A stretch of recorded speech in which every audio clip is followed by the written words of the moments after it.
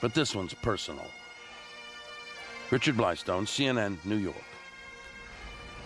And as Richard mentioned, for some, the search for answers is deeply personal, triggered by the uncertainty of what really happened to a loved one who worked in one of the buildings that were attacked. Candy Crowley has a story of a father trying to locate his missing daughter who worked at the Trade Center building in New York.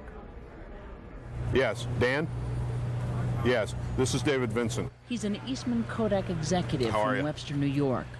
A man with a problem to solve, a man on a mission. How is it being set up so that I can make the best use of my time? Because you're working a timeline here. You have to get to your daughter as fast as you can. Melissa is missing. She's a technology recruiter at Alliance Consulting. But we know that that's 102nd floor of Tower 1. The enormity of what's happened in David Vincent's life shows on his face, but does not slow his step. Please take a picture. Please focus on the picture. To get her face out there so that working on 3 hours sleep and a couple of crackers, he protects his fondest hopes, battles his worst fears, and sometimes loses. I don't have any video of her. To be honest with you, Melissa didn't like to be videoed. She used to holler at me every time I did. I'd give anything to have her holler at me right now. I'd give anything, he says, to have her holler at me right now. It's a rare lapse. Mostly, there is a desperate monotony to his mission. I know she made a 911 call at 9:02:07. It's all that David Vincent knows about what happened to his eldest daughter. It's enough to hang hope on. When we went back to the cell phone provider, the only thing that we had that they could tell us is that there was a 911 call made from that cell phone at 9:02, which was some 17 minutes after the jet had piled into the thing. 9:02:07. He tells it to everyone he talks to. He clings to it for dear life, because of course it is. I need to know where she was when she made that call, because that will tell me whether she was downstairs just getting off the path and maybe in a void someplace downstairs, or whether I have to understand that she was upstairs on 102 and have to wonder whether she was able to get out or not able to get out. By evening, David Vincent has pretty much worn out the corner of 26th and Lexington, and his cell battery is fading, so he moves on. Craig Spitzer is CEO of Alliance. 7 employees, everyone thought to be in the building that morning, are missing. He cannot, will not, bring himself to believe they're gone. I'm not going to say that to you right now. You can't? No, and I won't. And I won't for myself, and I won't for the people in there.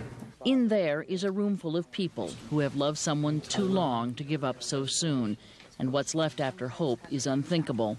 It is why they agreed to expose this rawest of human times to the glare of the camera lens, because maybe somebody out there has information about Roland, something that will keep his brother moving. I go to sleep with hope, I wake up with none. And perhaps somebody saw Eric in a stairwell racing to safety. We don't know. Maybe he's out there someplace, got hit on the head, and he doesn't know who he is. You know, maybe he's unconscious and he didn't have any identification on him. And as it turns out, nobody can say for sure that Melissa was in the office for that 8:30 meeting. I have to tell you, Craig, that's the best news that I could possibly hear, because what you're telling me is you can't confirm Melissa in that office space, and that's what I had to know. Yeah. That's what keeps me going. So if you know anything about Melissa, call her father. He'd give anything to hear her holler at him again. Candy Crowley, CNN, New York. Our internet site provides a special service for those seeking information about people missing after the attacks. You can post the person's name and picture on our website. Information on the missing can be sent to us at missing@cnn.com. CNN has learned that Israeli Prime Minister Ariel Sharon offering to allow a meeting between his foreign minister, Shimon Peres, and Palestinian leader Yasser Arafat, but there's a condition.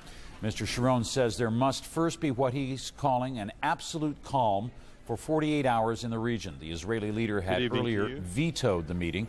Arafat is reported as saying he's ready to meet with Peres, in his words, anytime, any place. Let us take a moment now to update you on the latest developments. CNN has learned that Pakistan will demand Afghanistan's Taliban rulers turn over Osama bin Laden. A top Pakistani official travels to Kandahar, Afghanistan tomorrow to deliver the ultimatum with a 3-day deadline. Now, the Afghan Islamic Press news agency says bin Laden has denied any involvement in the U.S. terror attack. The grim task of clearing debris from the fallen World Trade Center towers goes on in New York City. Mayor Rudy Giuliani says authorities are taking it day by day and deciding when the search changes from a rescue to a recovery operation. On the investigative front, the Justice Department says a second suspect has been arrested by the FBI. He's considered a material witness in the terrorist attacks. Now, the Bush administration working on its plans for an appropriate U.S. response. Mr. Bush met Saturday with his national security advisors at Camp David. He also called the leaders of Mexico and Spain as part of his effort to build an international coalition against terrorism. As rubble is cleared away from the crash site at the Pentagon, officials there have announced the first confirmed death. That confirmation puts the revised death of Pentagon-related missing and presumed dead at 187. Also Saturday, the Pentagon gave a name to the U.S. military's mission to secure America's borders and lend support to civil authorities. It is Operation Noble Eagle. All right, returning now to Pakistan, that's where opponents of President Pervez Musharraf are warning against the country offering too much cooperation to the United States. CNN's Mike Chenoy standing by in Lahore with details of that. Mike? Jim, 42 political parties and religious organizations have just concluded a meeting here in Lahore agreeing to send a message to President Pervez Musharraf.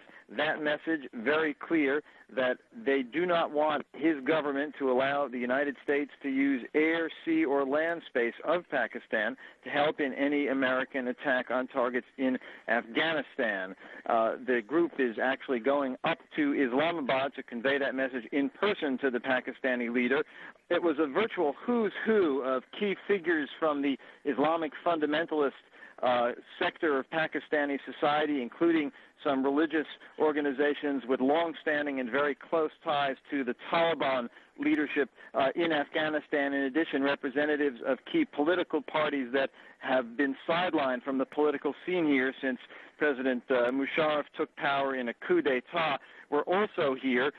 Some of the statement did express some condolence for the deaths in the United States, but some of the religious leaders were very firm in saying that any U.S. attack on Afghanistan would be considered as an attack on Pakistan, and one religious leader saying that the Mujahideen, the holy warriors of his party, would join the fight against the U.S. if military action took place.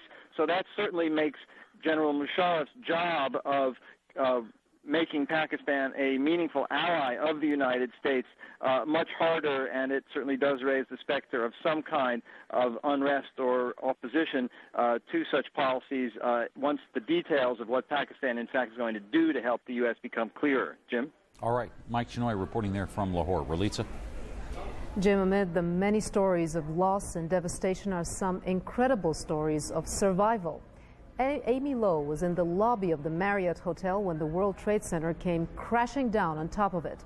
Maggie Rivera was a security guard there. And now they both join us. Thank you very much for joining us. I'd like to go first to Amy.